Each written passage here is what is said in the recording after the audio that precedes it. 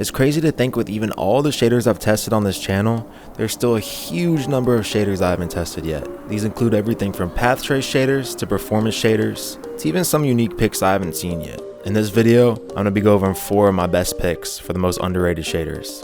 These are shaders no one knows about, so check this out. Alright, the first shader on this list is going to be called Mist. This is a brand new shader, which has a very unique look. If you've ever played the game Genshin Impact, it's kind of a similar vibe. Very soft shadows, bluish tones, and an overall very aesthetic look. I think this pairs up well against shaders like Astralex and Lux, as it offers a similar vibe, but it definitely has its own look, and I think it's pretty cool. The only problem is you can't tune much in the shader settings. I noticed it was a little bright for my liking, and I usually like tweaking the exposure anyway. So if the shader dev is watching this video, definitely consider adding an exposure option to the shader settings. I think that would help players a lot. Alright, now next up we have the Lyrae shaders. So this is a path trace shader, and as you can see in the gameplay clip, it looks very glitchy. There's a lot of light leaks and such. It is a very early alpha stage shader. I've seen other players run this and it doesn't look nearly as glitchy. I don't know why it looks so glitchy on my system. Maybe someone can explain this in the comments. Other than that, the screenshots I was able to get out of this shader were phenomenal. It just looks so crisp. It's almost like Bedrock's RTX, but better. I think this is a shader with a lot of potential for development, and I'm really excited to see where this project goes. Alright, next up, probably one of my more favorite shaders on this list. This will be VTXS. This is another brand new path trace shader, which I believe offers full volumetric lighting as well, and I just think this looks so cool.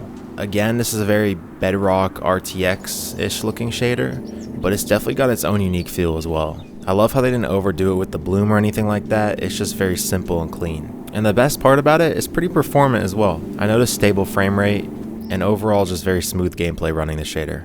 And both the overworld and indoor settings look great. This is definitely a new top pick for me.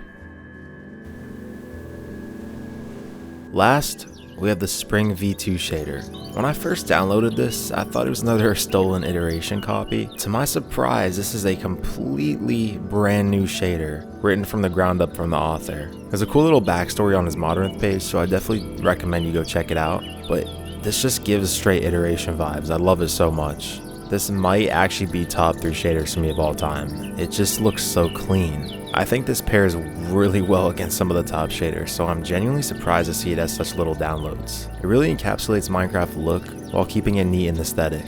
But yeah, if that's something you're into, definitely go blow this one up.